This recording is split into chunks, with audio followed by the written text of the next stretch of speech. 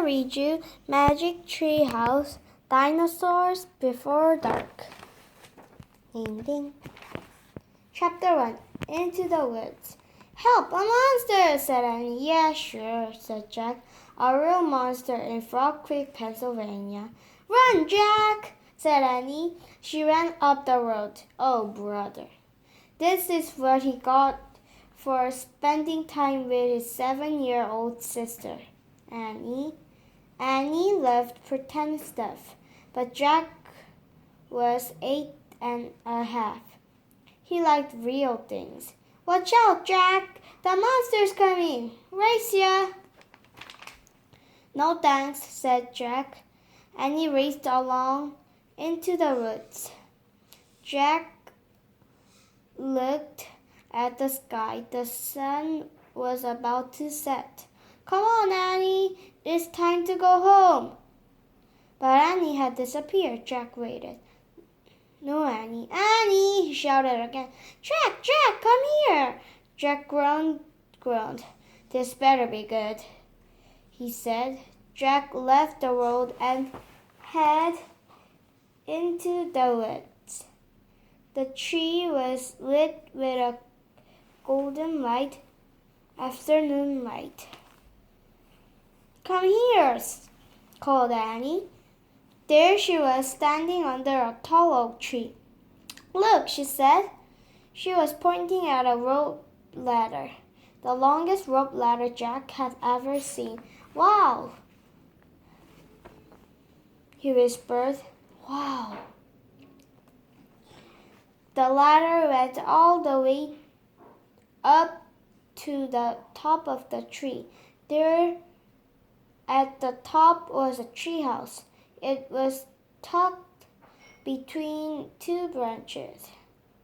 That must be the highest tree house in the world, said Annie. Who built it? asked Jack. I've never seen it before. I don't know. But I'm going up, said Annie. No, we don't know who it belongs to, said Jack. Just for a teeny minute, said Annie. He started off the ladder. Annie, come back! She kept climbing.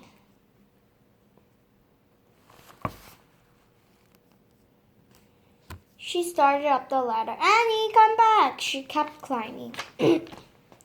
Jack sighed. Annie, it's almost dark. We have to go home. Annie disappeared inside the treehouse. Annie! Jack waited a moment. He was about to call again when Annie poked her head out of the treehouse window. Books! She shouted. What? It's filled with books. Oh man, Jack loved books. He pushed his glasses into place. He gripped the side of the rope ladder and up he went. Chapter 2. The Monster. Jack crawled through the hole in the treehouse floor. Wow, the treehouse was filled with books. Books everywhere. Very old books with dusty covers. New books with shiny, bright covers. Look, you can see far, far away, said Annie. She was peering out the treehouse window. Jack looked out the window with her. Down below were the tops of the other trees. In the distance, he saw the Frog Creek Library. The elementary school, the park, and he pointed to another direction. There's our house, she said. Sure enough, there was their white wooden house with a green porch. Next door was their neighbor, Black Dog Henry. He looked very tiny. Hi, Henry, shouted Annie. Shush, said Jack. We're not supposed to be up here. He glanced around the treehouse again. I wonder who owns all these books, he said. He noticed bookmarks were sticking out of many of them. I like this one, said Annie. She held up a book with a castle on the cover. Here's a book about Pennsylvania, said Jack. He turned to the page with the bookmark. Hey, there's a picture of Rock Creek in here, said Jack. It's a picture of these woods. Oh, here's a book for you, said Annie. She held up a book about dinosaurs. A blue silk bookmark was sticking out of it. Let me see it. Jack set down his backpack and grabbed the book from her. You look at that one, and I'll look at the one about castles, said Annie. No, we better not, said Jack. We don't know who these books belong to. But even as he said this, Jack opened the dinosaur book to where the bookmark was. He couldn't help himself. He turned a picture of an ancient flying reptile, a pteranodon. He touched the huge bat-like wings. Wow, whispered Jack. I wish I could see a pteranodon for real. Jack studied the picture of the odd-looking creature soaring through the sky. Ah! Screamed Annie. What? Said Jack. A monster! Annie called, pointing at the treehouse window. Stop pretending, Annie, said Jack. No, real! Really, said Annie. Jack looked out of the window. The giant creature was gliding above the treetops. He had a long, wide chest on the back of his head, a shiny beak, and huge bat-like wings. It was a real, live pteranodon. The creature curved through the sky. He was coming straight toward the treehouse. He looked like a glider plane. The wind began to blow. The leaves trembled. The sky, high into the sky. Jack nearly fell out of the window trying to see it. The wind picked up. It was whistling now. The treehouse started to spin. What's happening? Cried Jack. Get down, said Annie. She pulled him back from the window. The treehouse was spinning farther and farther. Jack squeezed his eyes shut. He held on to Annie. Then everything was still, absolutely still. Jack opened his eyes. Sunlight slanted through the window. There was Annie, the book, his backpack. The treehouse was still high up in an oak tree, but it wasn't the same oak tree. Chapter 3. Where is here? Jack looked out of the window. He looked down at the picture in the book. He looked back out the window. The word inside and the word in the picture, they were exactly the same. The pteranodon was soaring through the sky. The ground was covered with ferns and tall grass.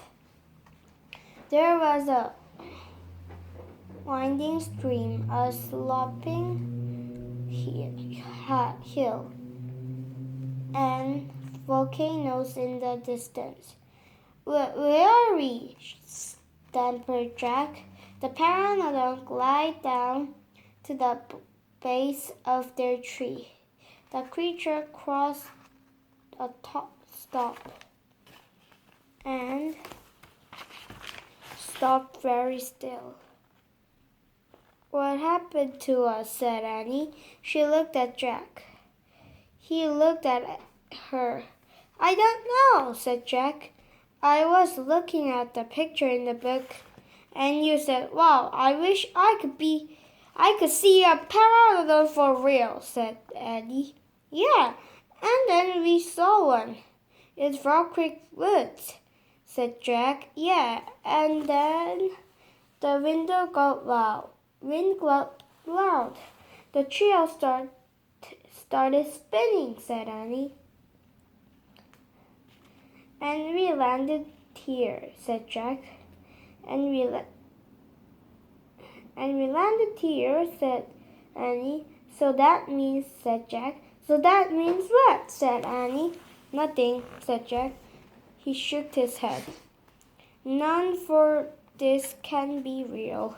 Annie looked out the window again. But he's real, she said. He's very real.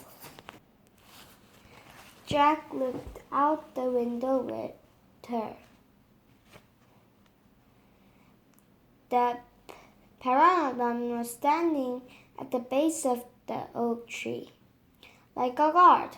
His giant wings were spread out of either side of him. Hi! Shouted Annie. Shush! Said Jack. We're not supposed to be here. But where is here? Said Annie. I don't know, said Jack. Hi! Annie called again to the creature. The pterodon looked up at them. Where is here? Annie called out. You're nuts. It can't talk, said Annie. Can't talk, said Jack. But maybe the book can tell us. Jack looked out at the book. He read the words under the picture. This flying reptile lived in the Crustic period. It vanished 65 million years ago.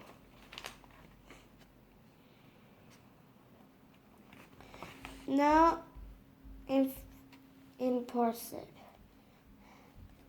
They couldn't have landed in the time 65 million years ago.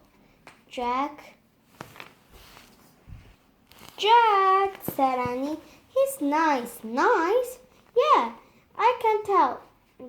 Let's go down and talk to him. Talk to him? Annie started down the rope ladder. Hey, shouted Jack, but Annie kept going. Are you crazy? Jack called. Annie dropped to the ground. She stepped boldly up the ancient creature. Chapter 4. Henry.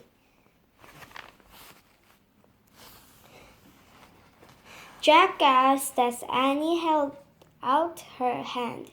Oh, brother. She was always trying to make friends with animals, but this was going too far. Don't get too close to him, Annie, Jack shouted. But Annie touched the pteranodon's chest. She stroked his neck. She was talking to him. What in the world was she saying? Jack took a deep breath. Okay, he would go down too. It would be good to examine the creature. Take notes. Like a scientist. Jack started down to the rope ladder. When he got to the ground, Jack was only a few feet away from the creature. The creature stared at Jack. His eyes were bright and ardent.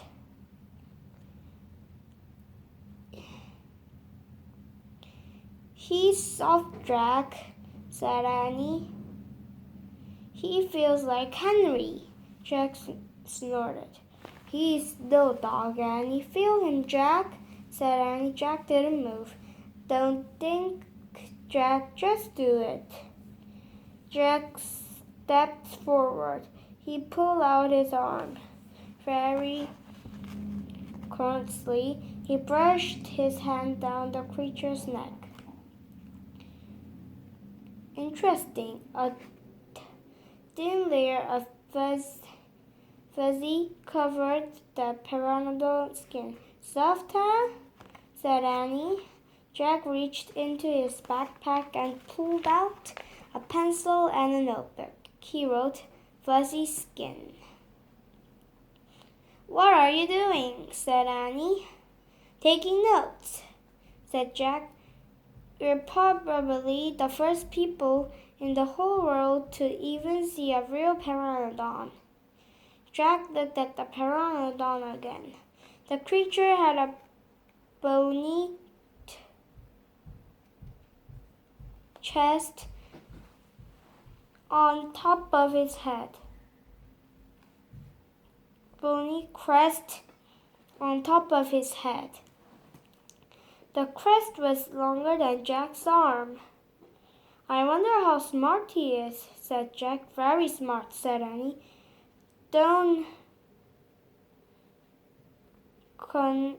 content on it," said Jack. "His brain's probably no bigger than a bean." "No, he's very smart. I can feel it," said Annie. "I'm going to call him Henry." Jack wrote in his notebook, "Small brain." Jack looked at the creature again. Maybe he's a mutant.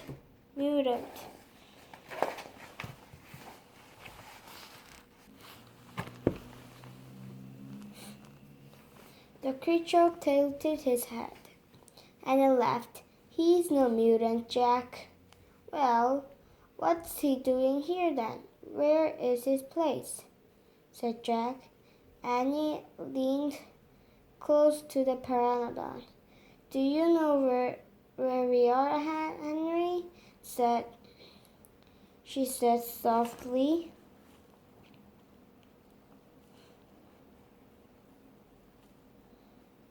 The creature fixed his eyes on Annie. His long jaws were open and closed, like a giant pair of scissors. "Are you trying to talk to me, Henry?" asked Annie. "Forget it, Annie." Jack wrote in his notebook, "Mouth like scissors? Did we come to a time long ago, Henry?" asked Annie. "Is this a place from long ago?" Suddenly she gasped, "Jack!" She looked up. Annie was pointing towards the hill. On top stood a huge dinosaur.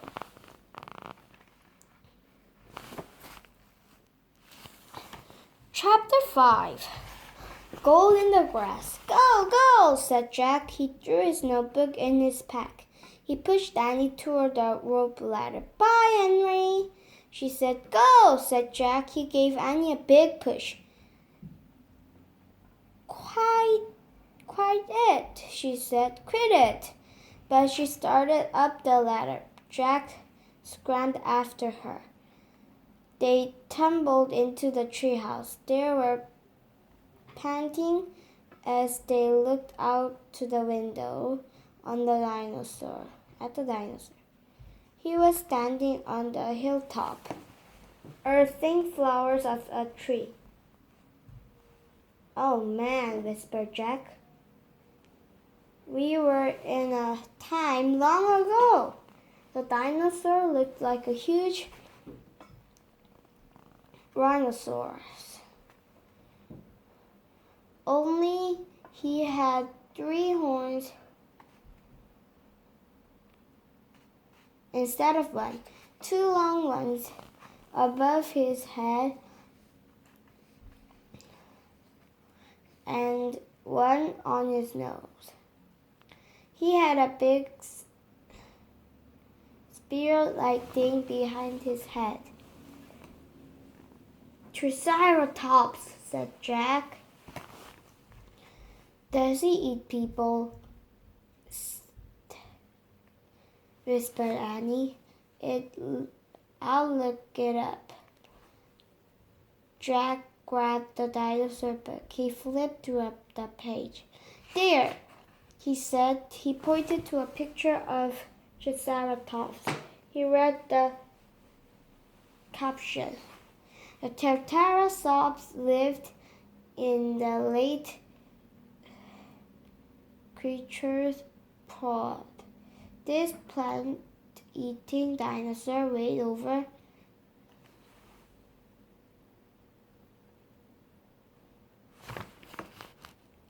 12,000 pounds. Jack slammed the book shut. Just plants, no meat. Let's go see him, said Annie. Are you nuts? Said Jack. Wouldn't you want to take notes about him? Asked Annie. We're probably the first people in the whole world to even see a real-life Triceratops. Jack sighed. She was right. Let's go, he said. He shoved the dinosaur book into his pack. He shrugged it over and started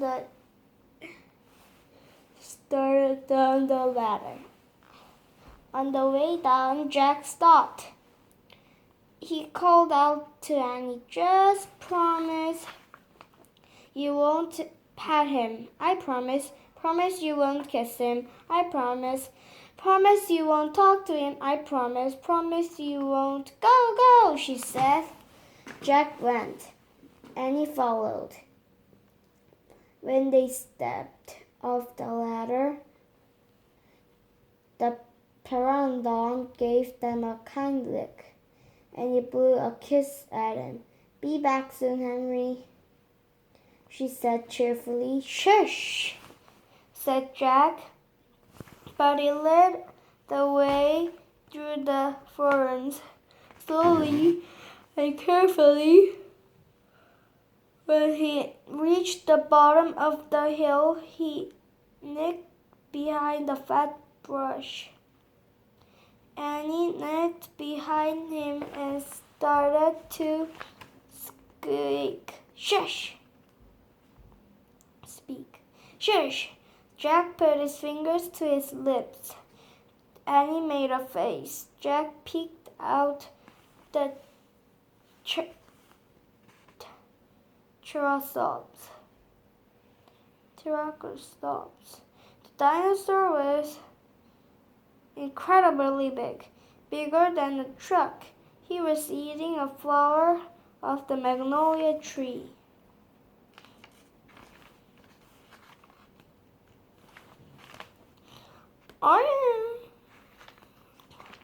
Jack spit his notebook out of his pack. He wrote, "Eat flowers." And he nagged him. Jack ignored her. He suddenly the Triceratops. He wrote, "Eat slowly," and he knocked him hard. Jack looked at her, and he pointed to herself. She walked her fingers through the air. She pointed to the dinosaur.